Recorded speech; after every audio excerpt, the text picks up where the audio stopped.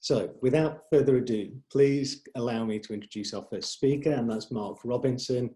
He founded Thinking Practice in 2010, through which he writes, facilitates, coaches and advises across the cultural sector. He's previously been an executive director of Arts Council England, North East, and he's a lauded, published poet. Over to you, Mark. Great. Well, I'm really glad to be talking to you today. I had a very intense desire to be walking out of Central Station this morning when I was thinking about this talk, but one day soon. So I'm going to throw out a few thoughts and provocations about the future of workforce development, particularly in the cultural sector in the next 10, 12 minutes. And what I'm going to say draws especially on some work I did recently for Arts Council England just before COVID hit. That work is kind of currently in progress within the organisation, as we all know, busy with all sorts of things. At the beginning of the year, I did 30 interviews and a series of roundtables across the country to assess workforce development support needs. And that is already shaping Arts Council thinking from the draft, and hopefully we'll see some publication in due course. So I'm talking with their permission here. But I'm also drawing on ongoing work that I've been doing through Thinking Practice with the cultural sector on workforce and resilience. And there are a lot of ongoing themes of change, technology, diversity and equity, often connected to my writing on adaptive resilience in the cultural sector. This diagram, this slide sums up some of the themes. And one of the big questions that I'm left with from the 2020 work. And these are themes which, if anything, have only been strengthened by COVID-19, by the lockdown experience, the response to the murder of George Floyd in the US, and all sorts of other events. And I think we're now seeing a wave of redundancy consultations that will impact on this as well. The research phase for my recent work was conducted as the crisis took shape, but before its magnitude was apparent. Two things strike me as worth mentioning to begin with, specifically in relation to the future of work. Firstly, there's a strong strand of thought that sits directly in the context of the crisis, an identification of both a need for change, which has been frustrated for a long time, and for what one person called the skills to survive the future. Resilience and bouncing forward from disruption are not new themes for 2020. The context, however, is uniquely new in our lifetimes. The question that I have now is how big or small a hole in the center of our sector are we prepared to live with? I've come to think of this diagram that you can see here as a bit like a tree or a tree stump. We will continue to have ongoing needs that surface, but without culture change, the future of work will be hollower than is healthy. Secondly, the needs and support required to meet them are not new. And you can see here some identified by the Creative Industries Policy and Evidence Centre last year. And they will not, in the main, be uniquely new when we fully emerge from lockdown. They will be connected to the old normal. Structural issues around the composition of the workforce, low pay, a shift towards short-term contracts and lack of inclusive training, entry, progression and CPD opportunities are not new. The key issues have new light on them though, but are consistent with this research from last year. Talent and diversity, which focused on talent and diversity in the creative industries, and it identified 9 issues that you can see here. I think we're now going to have to add redundancy and its effects to this list, rather sadly. So you can see it's about the quality of work, about the skills, about education, skill shortages and oversupply in some areas, diversity, and the geographic aspect as well in that last bullet point. So this key question for me is about the how small or big a hole in the center of the sector are we prepared to live with? We have been living with this for a long time. Without cultural change, there will be a gap, a hollowness. Without change skills, though, we will be unable to reinvent the sector to be more representative, fairer, and more creative. Without core skills, basic skills almost, they were described to me, we will carry on self-harming as organisations and as a sector in one way or another. The ongoing needs, the old normal, are covering up the new now, and maybe all that people see. So we therefore need, I think, to change the culture around workforce development by valuing the workforce, investing strategically in attracting, retaining and developing people in inclusive, supportive working cultures. We need to think about diversity, inclusion and equality, and have a properly diverse and inclusive workforce representative of local populations. We need to change employer practice to have those employers investing consistently and altering recruitment and employment practices. And we need many skills. We need a wider recognition of the roles within the sector to encourage people to enter, and the transferability of skills across the chain of roles. Crucially, we need to think about investment and reward, pay, away from precarity to investment in all parts of the workforce, including freelancers, and obviously that's been a big theme during lockdown. Change is about mindset, but it's also about skills. We need a better base of core skills provided through education and training for staff and for boards. These are things like legal responsibilities of employers, management, especially performance management, I heard, finance management, income generation, commercial skills, data, decision making. We also need change skills, things like business modeling and restructuring, co-creation with communities, families and non-arts partners, working in a multi-generational workforce, and managing churn in the workforce. Not too much, not too little. We also need to think about self-care and personal resilience. Part of what we can do, I think, is to learn from other sectors that have to think about their workforce strategically, such as health and social care.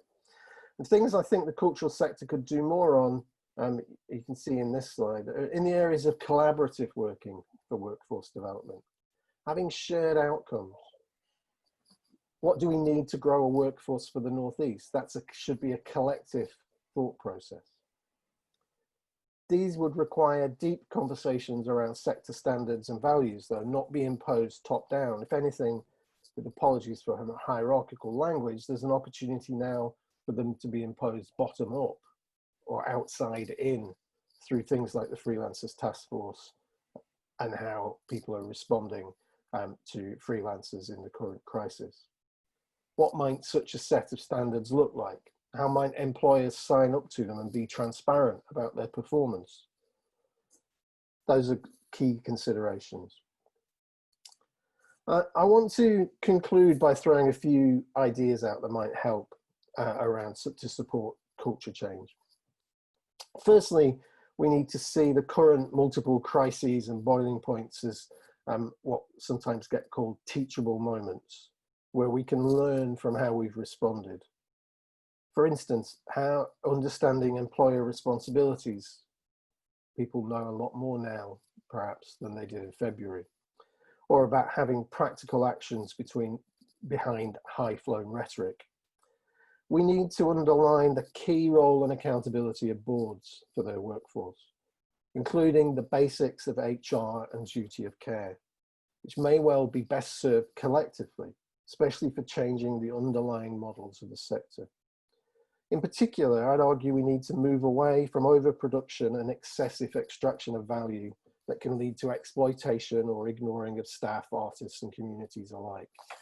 I'd like, for instance, to see the boards of Arts Council funded organisations thinking collaboratively about their duty of care to their staff and their workforce, freelance workforce, far beyond the legal minimums, but starting with those.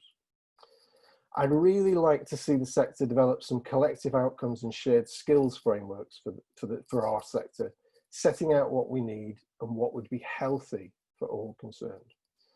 I'm less sure about what form that takes or the content, but I think it would unearth some of the issues that lead to narrow privileged schools of thought holding on to power. Related to that, finally, I'd like to see the sector and the subsectors develop strategies for succession and change, as it seems to be just too difficult for individual organisations to do that alone. We do this future together somehow, or we live with the hollowness, and we know how that works currently. Thank you. Hey, thank you so much, Mark. Loads and loads of good thoughts in there for us to mull over before we come back for questions at about 11. So I'm going to now move over to the second speaker, who is Dr. Harry Weeks. He's a colleague of mine at Newcastle University, and he teaches and practices in fine art. I think he was a fab catch for the Northeast when we managed to lure him down here from Scotland. So over to you, Harry. Yeah, so as Richard said, I'm in the fine art department, but I'm an art historian in terms of my background. And my interests really are in contemporary art practice, and particularly contemporary art production and the politics and economics surrounding contemporary art production. So not just what is made, but also how it's made and by whom. But I think my kind of art historical background will slightly sort of shine through here, because what I kind of want to think about is the, I guess the kind of differences between the aesthetics of labour, what labour work looks like now, as opposed to kind of what's lying underneath the surface. And the kind of spoiler for what I'm going to talk about is that I want to kind of emphasise a sort of wariness of using the idea of a kind of new post-lockdown, post-COVID work environment. I want to kind of warn against overemphasizing the newness and actually try and think about the continuities that exist. Also kind of, you know, implicating myself in this talk. The background here is how I wrote the talk, which is in kind of snatches while my 11-month-old is sleeping with the baby monitor kind of positioned beneath my own monitor. And I would have loved to have shared kind of really new research that I would possibly have been doing on this. But unfortunately, the realities of kind of lockdown academic life for me have been teaching and childcare. So this is kind of pointing to some work that I've done in the past, as well as some work by colleagues that I think is really useful to consider in this discussion. And then some slightly more kind of abstract thoughts linking those together. So following on from my own kind of work environment, the rise of a kind of homework aesthetic is one very visible marker of the various ways that lockdown has supposedly changed work. Emails from occupational health departments advising the use of ironing boards as ad hoc ergonomic desks, and interventions by restless children into Zoom meetings and calls, but two of the visual artifacts of this apparently new era of homeworking. And as time goes by, such images seem increasingly not only to be new, but here to stay. So despite the government calls to return to work as normal from August the 1st, slightly kind of muddied calls, I'd say, it seems likely that a lot of the models hastily adopted in lockdown might be quite persistent. But as I mentioned at the beginning, I'm placing scare quotes around this idea of newness, because I think it's really important not to view these as new. They might be more prominent, more exposed, exacerbated even, but to say new would be, I think, to rob us of the ability to take the lessons learned from pre-lockdown labour and use them in our understanding of work during lockdown and afterwards. So, for instance, these images are taken from a project run by a colleague of mine at Newcastle University in geography, Al James. This project is called Gender Digital Labour. And these images look for all the world to be utterly archetypal of lockdown work. But they're all taken from 2018, so a couple of years before the coronavirus pandemic. Al talked about the importance, not just of the kind of very academic side of his research, but also this website, geoworklives.com, which we can perhaps kind of link in the chat, because it's an amazing, amazing resource. He talks about the importance of this kind of more public-facing visual side of the project in terms of making women's gig work home spaces visible. These spaces have now, I think, become enormously visible, but what I think Al's project teaches us is that they are by no means new. So what I want to emphasize is this continuity, the ways in which lockdown work and the future of work might in fact simply be continuations of things that pre-existed lockdown. And in general, I think when we're thinking about the future of work, we need to think very carefully about the past of work and the present of work, and think about these all kind of in conversation with one another. So my own, oh, sorry, this is, I'd missed this one. This is another part of Al's project. This is some illustrations by artist Jenny Temple, which kind of bring together some of the visual materials that, that Al collected as part of the project, alongside some of the kind of quotations that he drew from interviews with gig working mothers. So my own kind of interest in Al's work, I came across Al's work back when I was still working at the University of Edinburgh, and I started thinking myself about the gig economy, or the platform economy. My way in was thinking about work in the contemporary visual arts sector, and the fact that, as an Arts Council report from 2018 highlights, only 11% of visual artists earned enough from their art practice to live on, at least according to this study. So this raises questions about how the 89% support their practice.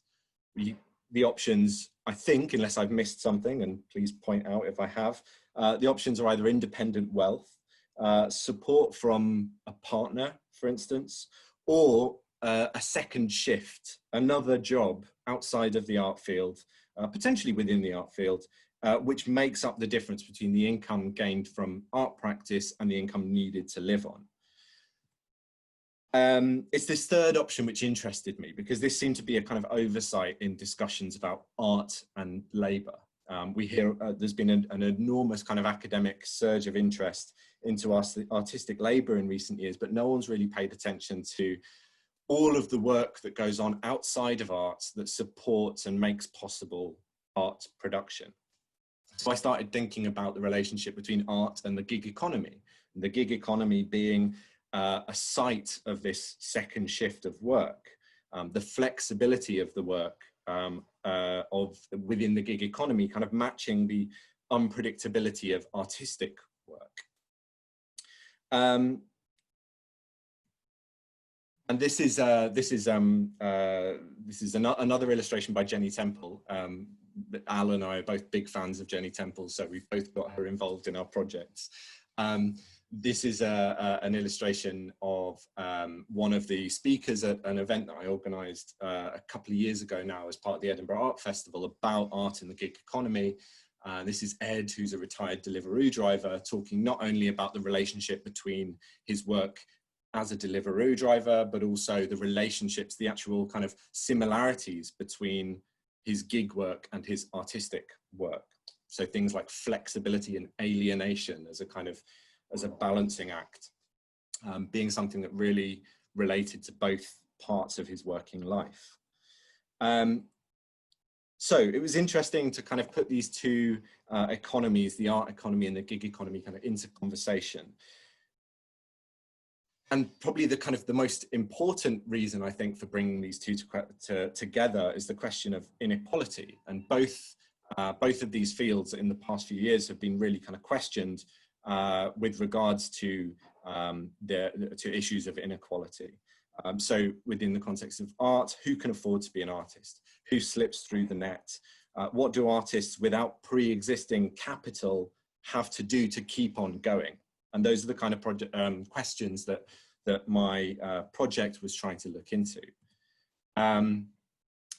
This is just one kind of small infographic taken from the Panic report, which came out in 2018, which looked at inequality in the cultural sector. I'm sure most of you will be well aware of this report. It really kind of struck a chord when it came out.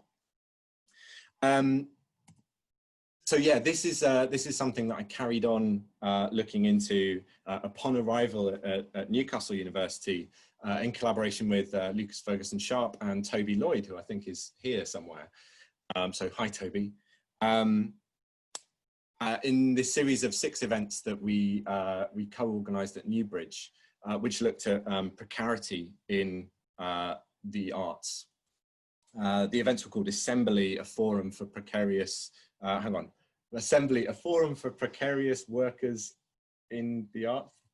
Forum for precarious artists, I think that's it. Sorry, Toby, I'm mangling it. But yeah, one of the big themes that came up across the 6 events that we organised was this question of inequality. And in the few months that have passed since these events took place, of course, kind of everything has changed, and yet nothing has changed. There was a scarcity of resources in the art sector before the impending or currently ongoing economic depression. There was a lack of structural solutions to the sector's reliance on underpay, volunteering, insecure freelancing, nepotism, elitism, and crucially, inequality. And none of these have disappeared, but as with homeworking, are now potentially more prominent.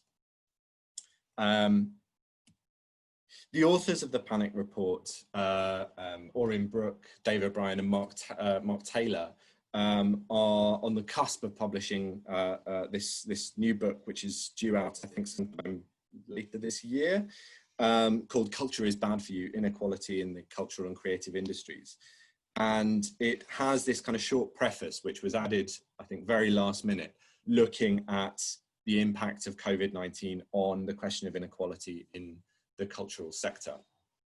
And these are the kind of things that they talk about in this preface. They say the early signs are that our digital cultural life under lockdown will follow many of the existing patterns of inequality.